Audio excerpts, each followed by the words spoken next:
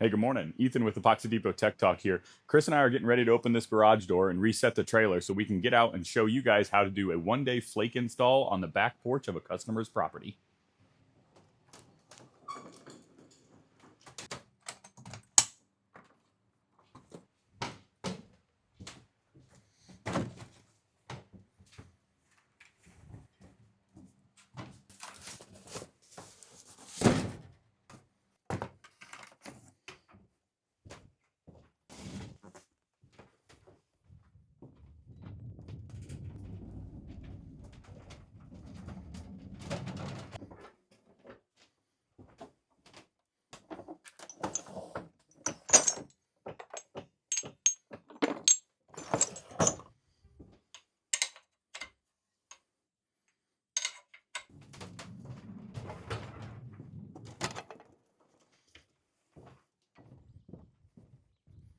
All right, phase one, surface prep. We're using a 9-inch on-floor grinder. Should be more than sufficient on this raised back porch, easy to get on and off, and big enough to get a job like this done in short work. We'll also be using a 3-motor HEPA filtered auto filter cleaning vacuum. We've got a rack attack out here with a 5-inch hand grinder to hit our edge work.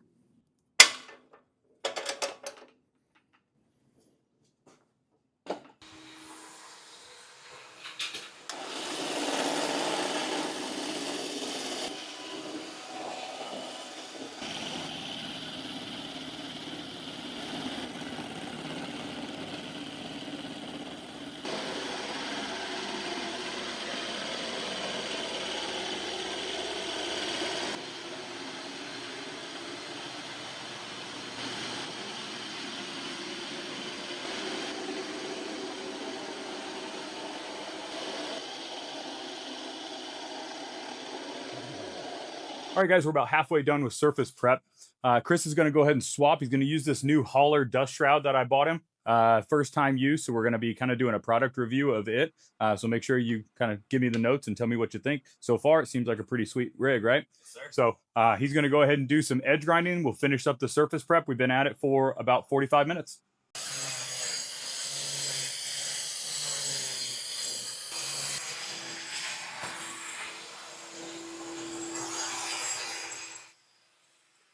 Something that's really important to pay attention to is where the hoses and electrical cords are. If you're the man that's edge grinding, nothing's more frustrating than constantly getting tangled up in them. So if you're the second man on the job, you're not actively employed on any surface prep, stay on top of his hoses and cords. Don't stand there and hold on to him and give him some friction to have to pull against, but keep some slack in both of them so he has maneuverability. He's not constantly getting stuck. All right, so while Chris finishes up the grind, let's have a quick conversation about the products that we brought with us, what we're going to use as our base coat, what our broadcast media is, and our coverages. So this is a one-day flooring system. We're going to use a Vapor Barrier Primer Ultra Rapid Cure from Epoxy Depot as our base coat because we want this base coat to cure out in about an hour and a half to 2 hours. If you hear explosions in the background, don't mind those. We're near Eglin Air Force Base, and the bombing range is right over there. So disregard those if you can't hear them. But again, base coat material, Vapor Barrier Primer Ultra, E4E brand from Epoxy Depot. We're going to use it at approximately 80 to 100 square feet a gallon. This space is about 300 square feet, so we'll end up using one kit of material. Now, we brought a spare kit with us just in case. You never know. We always call it our kit. We want to make sure that we bring an excess of material just in case. The concrete is exceptionally soft and porous. If we decide to do a grout coat beforehand, if material gets damaged on the job site or if there's a mismix, we always try to leave the shop with more material than we know we're going to need on the job, so we're well prepared in the event something negative happens on the floor. Now, our broadcast media that the customer selected is a 1/4-inch flake in the color pumice.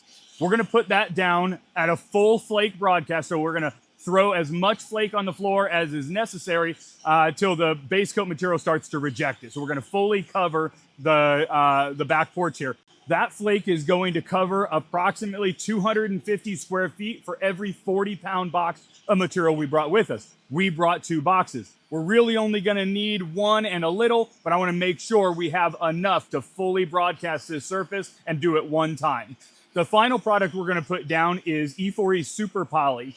It's 100% solids polyaspartic. We're going to put some aluminum oxide in it since this is an exterior porch. We're in the state of Florida. There's a lot of humidity, heat, and there's a pool also. So we want to make sure that anybody coming out of the pool with wet feet, any condensation that happens to occur on this porch, they've got some anti-skid material to give it a little bit more traction.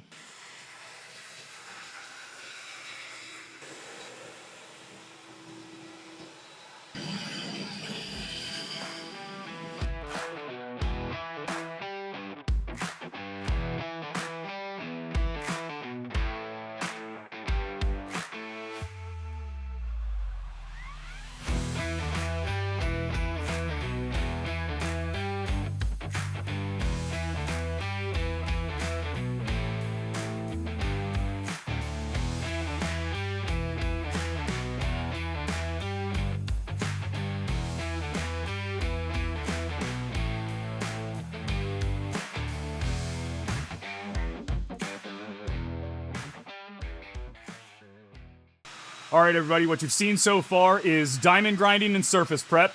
We've done the edge grinding, and we've chased out our cracks with our V-notch crack chase blade.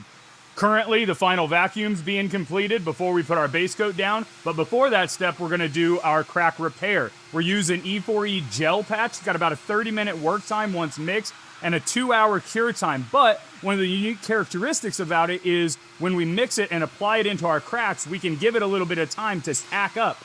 The example I often give is the backside of packing tape. When it's tacky like Scotch tape, we can apply directly over the top of it with our base coat and allow everything to cure out together. So we don't have to give it that 2-hour cure time and grind it back flat. As long as we apply it properly in our cracks, we don't underfill or overfill, we'll be able to skate right over the top of it and keep our one-day floor moving on.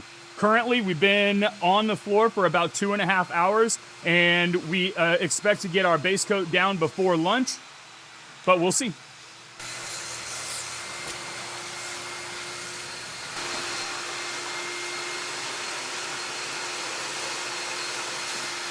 All right, while Chris finishes up the gel patch, let's talk about something else that's extremely important on one-day floors, and it's preparation.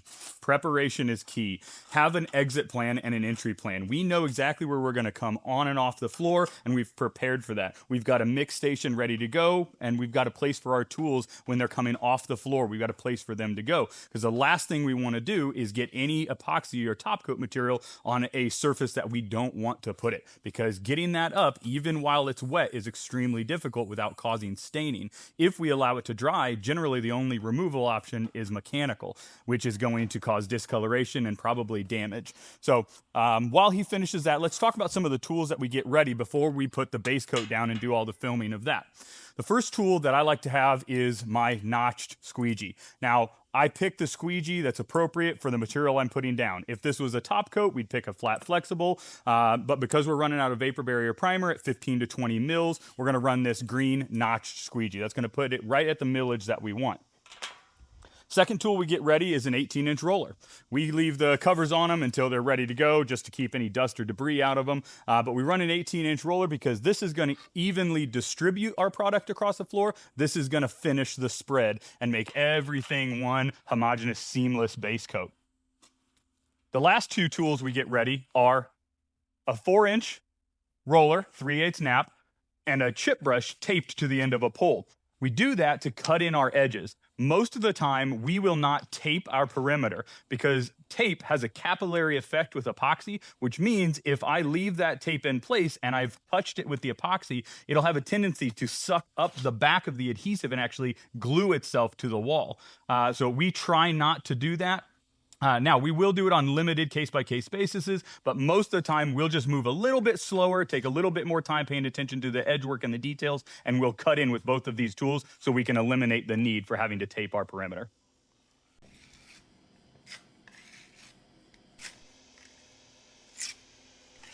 Most of your nicer vacuums are going to have a Longo Pack self-bagging system, whether it's an auto filter cleaner or it's a manual filter cleaning. You're going to have these Longo Packs. So how we like to swap them out is once they get about 50, 60 pounds full, about the size of a bag of cement, that's about perfect where we want to switch them out. I don't want to create a body bag and have something that's unwieldy to try to get off this vacuum. These are still just thin mill plastic bags. So how we do it is get it all settled to the bottom. I like to kind of carefully work it off. Give it a couple spins, and then set it in front of me. That gives me a nice surface to run my zip ties to. So I will zip tie the top, zip tie the top of the bag. We keep a razor knife on hand, hold some tension against it, and slice right through it. I then like to take the very bottom and put an extra zip tie just to be on the safe side, because as that weight settles down into this bag, if I pick it up here, sometimes has a tendency to want to cheat that zip tie off of there and then spill that concrete dust, basically eliminating the usefulness of having it itself bagged. Pull enough of it down so that it's settled on the bottom. You don't want to leave it hanging up here for that weight of that concrete dust to hit it and then be pulling against your bag, creating a tear in it. So give yourself enough to kind of pull it down.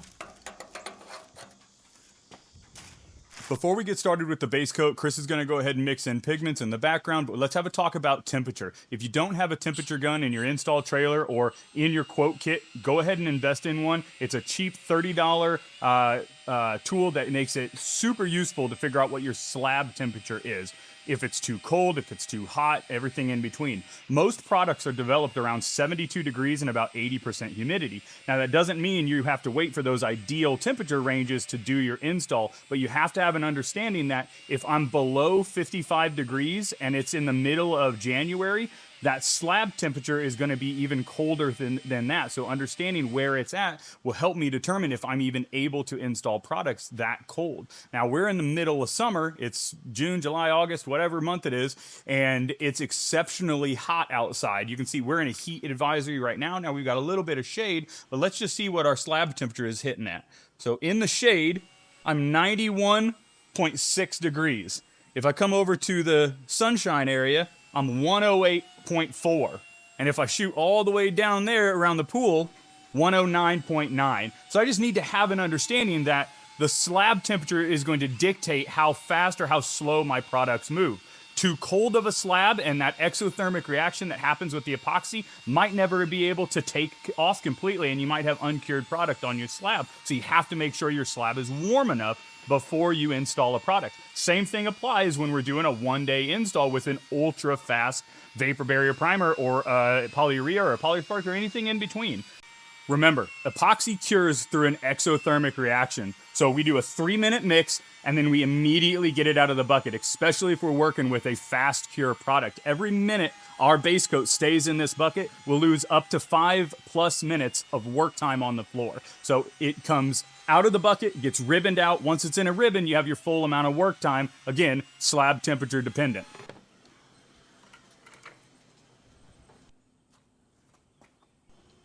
"10 seconds, upside down. The rest of this product comes off the floor. We don't want to cheat it, and we leave unmixed product on the side of this bucket, tip our bucket, and get soft spots.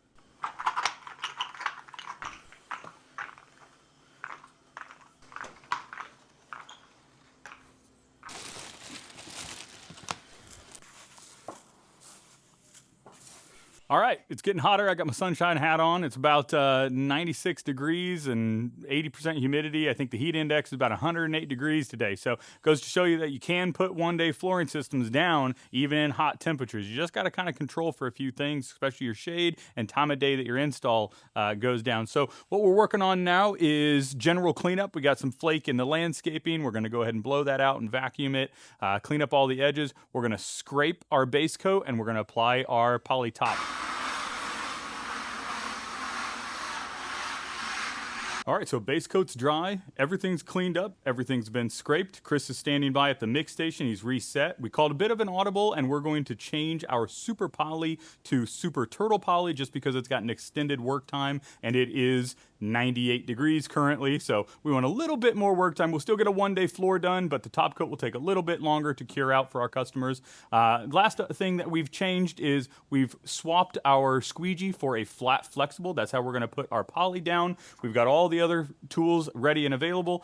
Our polyaspartic is going to go an average of 120 square feet per gallon over to the top of this flake system. So out of a 2-gallon kit, we'll get about 240 square feet. Now we've got 3 kits standing by just in the case that the flake is extra absorbent today and we don't quite get the coverages we're looking for, but that's what we're shooting for. Hopefully that's what we get.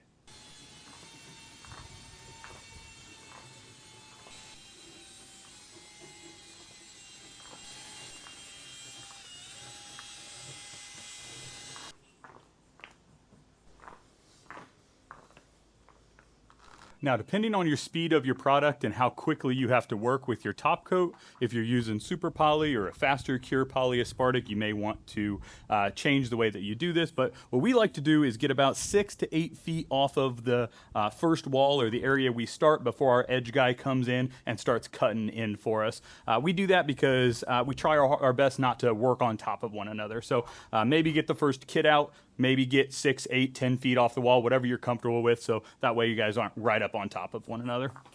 Now, as I make it towards the tail end of this mix, with this material going onto the floor, you can see I've still got a puddle that I'm actively working. However, it's getting shorter and shorter the farther I make it down the floor. Always need to remember that when we're running out poly, I want to add the new poly to the old poly. I don't want to feather this material completely out and then dump that new bucket right over the top of it. I want to dump the new product right into this puddle.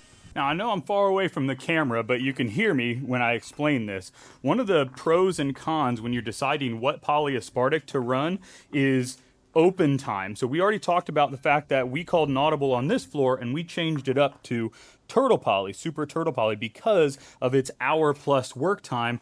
Knowing that we have high humidity and high heat today, we wanted a little bit more work time on our top coat just to get the finest finish possible.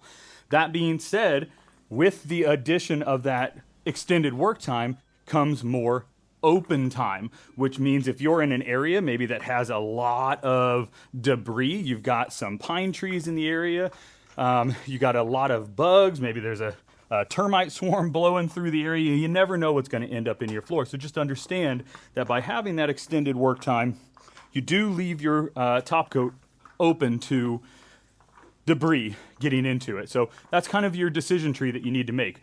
You know, what do you need for that day for that specific purpose?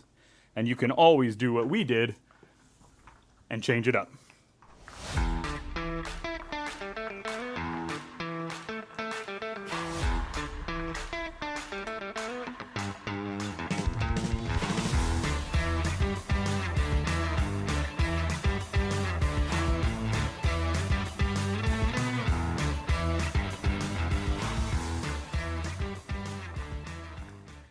All right, that about wraps up our one-day floor. It was a 300 square foot exterior back porch, little patio.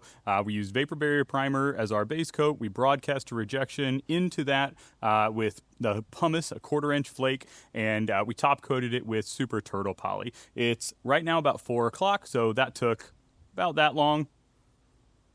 Now you might have a couple questions. You might be asking yourself, why did Ethan choose the system that he chose to do a one-day floor? I heard polyureas were better and 100,000 times stronger than epoxy. Why wouldn't he have chosen a polyurea to do a one-day system? So we already addressed it a little bit earlier on in the video. Maybe it'll make the edit, maybe it won't. But polyurea and polyaspartics are not as moisture tolerant as a epoxy or a vapor barrier primer. So my customers got an added benefit with it being an exterior slab of getting a vapor barrier primer epoxy as their base coat. That's going to hold back any vapor pressure that wants to come up through the slab as moisture moves and comes and goes here in the great state of Florida. And we're really not worried about any type of delaminations or failures. Again, Polyureas are not bad chemicals. Polyaspartics are fantastic as top coats. They're just not my preference to use as base coats. When given the option, I'll run an epoxy or a vapor barrier primer 100% of the time. All right, so we're cruising back to the shop. We're just gonna wrap everything up and kind of put a bow on it. So let's go over step by step what we completed today. A 1-day flooring system done with vapor barrier primer, a broadcaster rejection of 1/4-inch pumice flake, and a top coat of super turtle polyaspartic. We got it done in about 8 hours. It's just now 4:30. We rolled in about 8 and didn't get started on site until about 8:30. Now, we probably could have got it done closer to 6 hours, but with the heat index being 108 degrees today, we chose to not die and take a few more breaks. Took about an hour longer than we needed to on our lunch break just to suck up some AC and rehydrate. So I'm going to continue to drink this pickle juice and try to hydrate as we roll back into the shop. But we'll talk about coverage rates. So vapor barrier primer. Ooh, that's good. Vapor barrier primer goes down between 80 and 100 square feet per gallon with a green 1520 notched squeegee.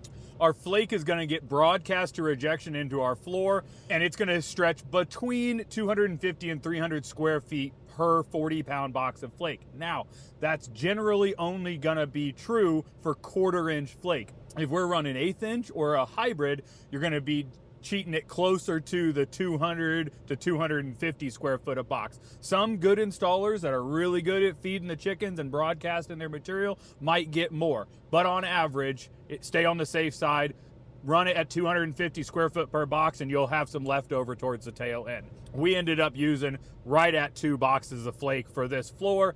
Just because we ran our vapor barrier a little bit on the thick side, we really over broadcast the floor because we wanted to have a nice thick build. Our polyaspartic on a well scraped floor, scraped in at least 2 directions, front to back, left to right, is going to get between 80 and 120 square feet per gallon. Some days your flake will want to really absorb your polyaspartic. Some days you'll get a little bit more. It really depends on how thoroughly you scrape your floor. Each kit of polyaspartic is a 2-gallon kit.